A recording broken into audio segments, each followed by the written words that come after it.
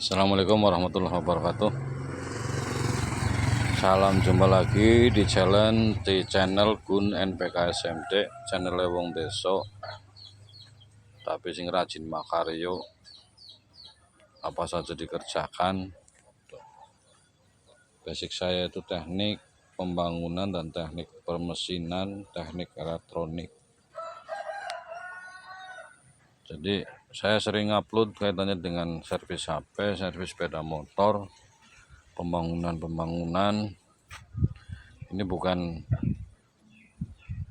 hasil video dari manapun, tapi video betul-betul dari kejadian yang saya alami.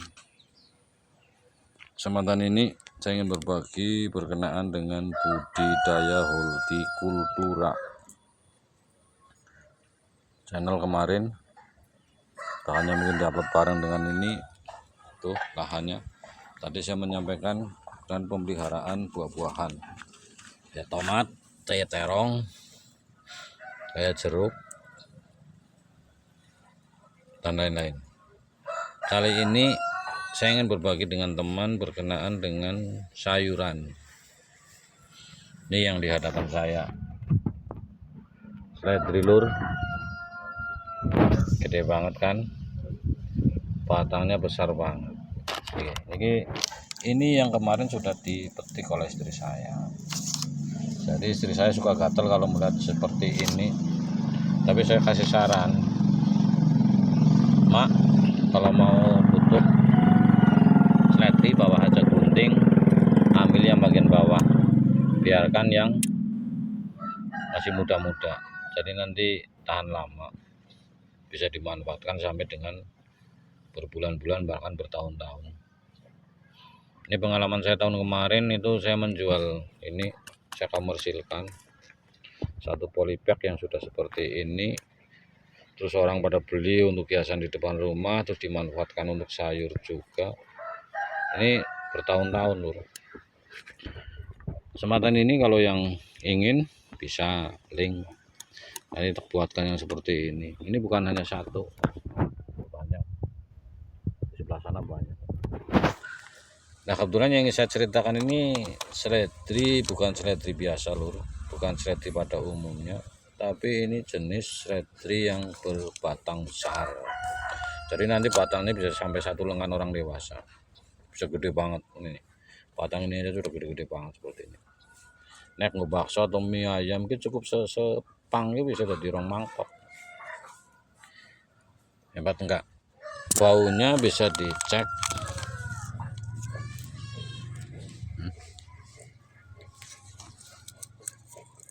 Baunya masih seledri, bahkan tidak jauh berbeda. Rasanya kemarin saya juga sudah buat mie, terus saya kasih ini, masih sama. Ini tanaman yang baru saja saya tanam. Kalau dulu saya menanam seledri biasa. Ini benih bisa pesen di Shopee, di Tokopedia, di online banyak banget. Kalau yang butuh bantuan kayak ibu-ibu bisa link saya, nanti konsultasi, nanti terparai cara pembeniannya, cara nanamnya, terus media tanamnya. Ini batang besar loh, ini baru sekitar 2 bulan lah nanam. Ini saya jamin insya Allah kalau tidak ada masalah dengan alam masih bijak kepada kita, dan Allah itu meridhoi apa usaha saya ini, bisa bertahun-tahun.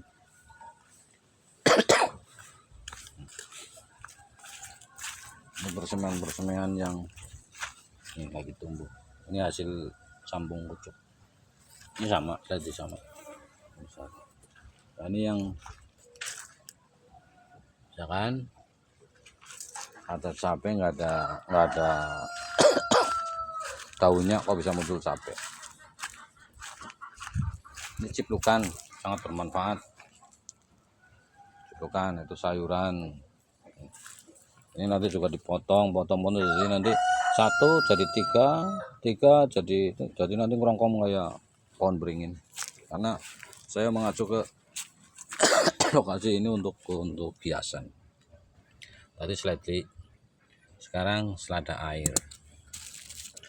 Selada air seperti ini sayangnya rusak lur, karena hujannya itu sejagung-jagung lur setiap hari. Ini kalau habis duhur itu hujannya tiba ya, daun seperti ini kejatuhan air sampai sebesar jagung, tepluk ya pecah. Makanya ini kalau seperti ini kurang cocok. Ini harusnya di atas itu dikasih paranet. Atau kalau budidaya ini pas di musim kemarau itu sangat bagus, jamin maksimal. Ini juga tahun-tahun kemarin itu ada di video saya yang sudah lama. Ini bisa tingginya sampai 1 meter loh selada air ini. Ini kalau dikomersilkan, ini satu polybag dulu saya jualnya tahun 2023 lah. Itu satu pot ini, satu polybag ukuran 35 itu sampai harganya 30.000, 40.000. Banyak yang beli.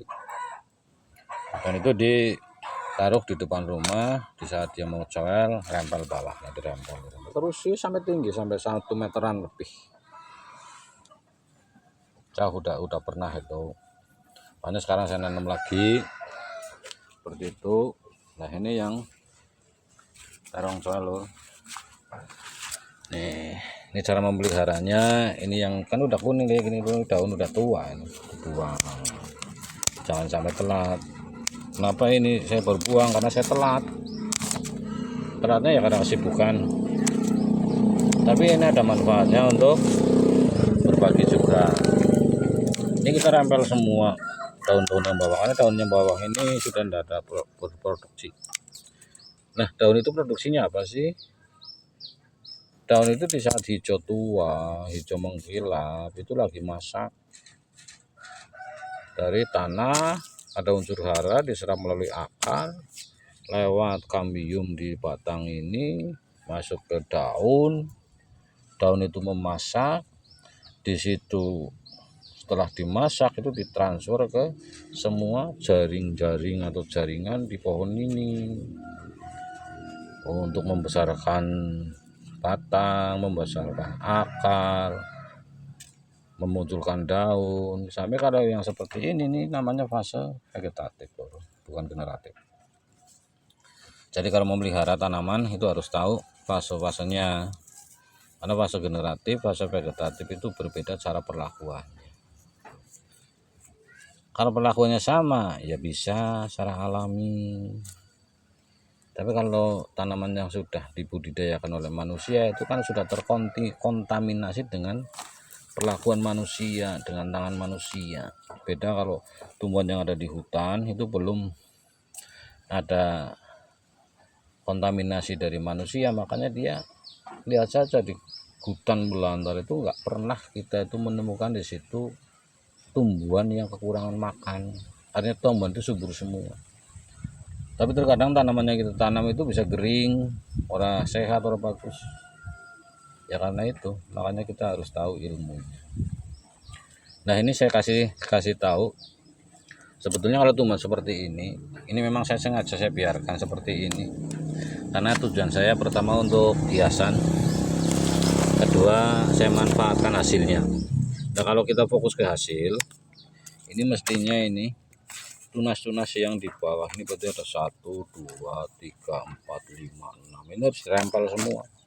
Dan perempelannya kapan? Perempelannya kemarin waktu masa vegetatif, sebelum ada muncul bunga. Jadi tandanya fase vegetatif dan generatif itu apa? Tumbuhan yang masuk fase vegetatif ke generatif itu ditandai dengan munculnya bunga.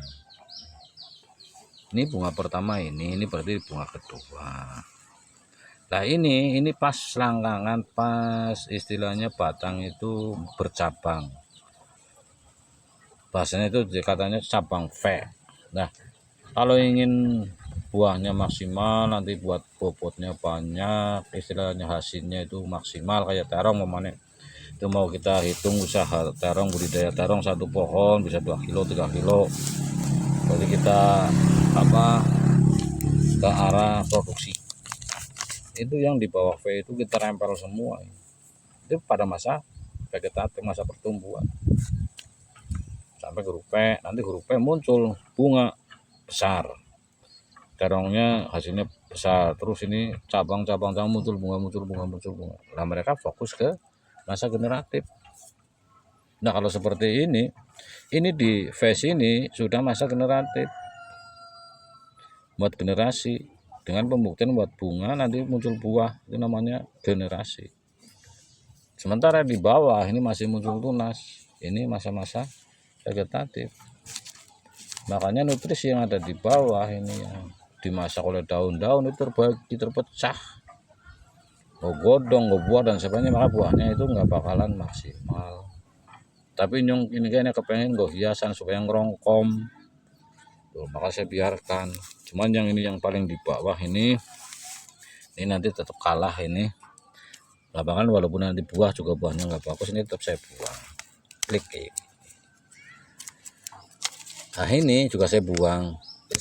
Nah, itu ini dirajin ramping, nanti muncul lah. Ini berapa daun, ini banyak banget satu pohon. Kalau biarkan ini kan hanya makan, nutrisi terbuang, nutrisi itu mubah. Ini biarkan ini produksi, ini yang sudah tua, ini daunnya memasak, nanti ditransfer ke buah, jadi buahnya maksimal. Itu lur, kita berbagi.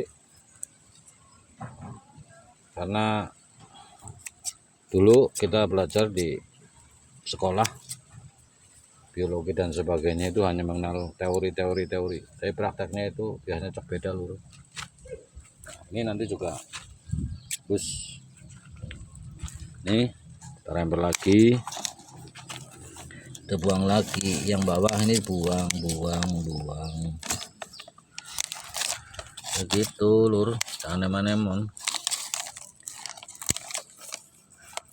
Nek nandure kayak gini ya lur. Oke, pertama untuk penghobi tanaman hias ini sudah terwakili dalam tandurannya. Jadi seneng, tandurannya apik dengan bodi yang bagus, nikmat dipandang oleh mata, indah dan sebagainya, ini sudah mewakili tanaman hias. Sementara di sisi lain ada produksinya, berarti tanaman hias berproduksi satu hobi mendapatkan dua kepuasan dalam tandurannya apik, karena nanti ada hasil. Ini makanya saya nanam kayak gini juga nanam serai, tanam yang berupa hias-hias, tapi tidak saya pelihara, saya biarkan tumbuh lah ya. Nih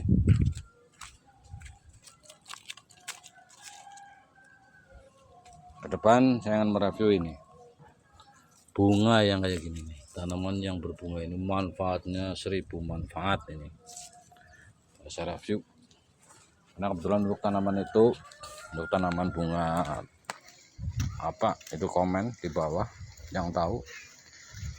Saya lama berkecimpung di situ, bunganya setiap hari saya petik, terus saya jemur. Setelah dijemur saya open lagi, saya blender jadi pupuk. Itu untuk campuran jamu kuat, jamu macam-macam, sampai dengan itu bisa untuk pewarna alami. Kayak kita makan jadi nasinya nasi biru, itu pewarna alami, itu telang. Rahasia ini, tapi saya keceplosan. Monggo untuk komen di bawah ini bunga apa itu. Demikian, banyak kurangan, banyak kesalahan, saya mohon dimaafkan. Intinya saya ingin berbagi, mudah-mudahan bisa menginspirasi rekan-rekan, terutama yang ingin berjiwa adem. Kalau ingin berjiwa adem itu paling tepatnya itu kita mencintai tumbuh-tumbuhan. Kalau kita mencintai otomotif, jiwanya panas, gerah rungsang, selalu bersaing, tidak ada ujungnya, habis apa saja. Nah, kalau dengan tumbuhan adem, ada persaingan, dapat kepuasan. di sisi lain insya Allah kita mendapatkan berkah dari Allah Subhanahu wa Ta'ala kalau kita memelihara apa yang jadi makhluknya, karena teman juga makhluknya Allah Subhanahu wa Ta'ala. Demikian yang dapat saya sampaikan. Saya akhiri, wassalamualaikum warahmatullahi wabarakatuh.